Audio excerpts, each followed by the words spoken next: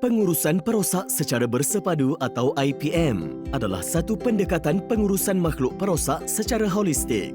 Melalui pelbagai gabungan kaedah kawalan, ia dapat membantu dalam mengawal populasi perosak ke tahap yang mudah diurus dan meminimalkan risiko terhadap kesihatan manusia dan alam sekitar. Matlamat utama amalan IPM dalam pertanian adalah untuk memastikan pengeluaran bahan tanaman bebas perosak secara mampan. 3 fokus utama amalan IPM adalah pencegahan, pemantauan dan penilaian serta pengawalan perosak. Sebagai langkah permulaan, usaha sepenuhnya harus dilakukan untuk mencegah serangan perosak, penyakit dan masalah rumpai bagi mengelakkan atau mengurangkan keperluan tindakan kawalan. Contohnya, membuat penggiliran tanaman dengan menanam tanaman berbeza di kawasan yang sama pada setiap musim. Memastikan membuat jarak atau kepadatan tanaman yang optimum. Memilih benih tanaman atau keratan pokok daripada varieti rintang penyakit atau perosak. Dan memastikan kebersihan sentiasa terjaga di dalam dan di sekitar ladang. Seterusnya, pemantauan dan penilaian adalah kaedah pemeriksaan tanaman dan keadaan di sekitar ladang secara sistematik. Ia adalah bagi mengenal pasti kehadiran dan tahap populasi perosak, penyakit dan rumpai.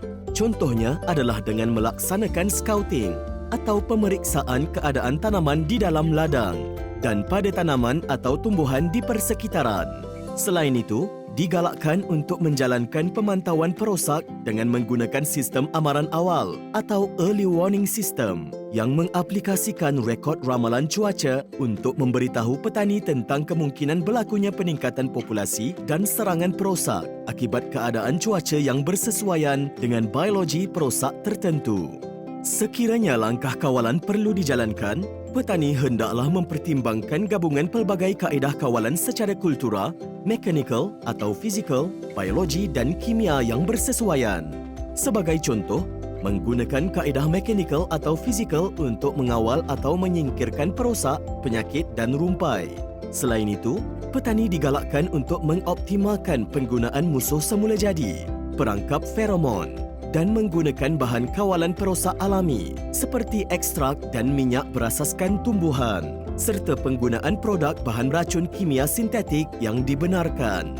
Sekiranya petani perlu menggunakan racun kimia, mereka perlu mengaplikasikan racun dengan kadar yang optimal seperti penggiliran penggunaan bahan aktif kimia untuk mengelakkan berlaku kerintangan bahan aktif pada perosak.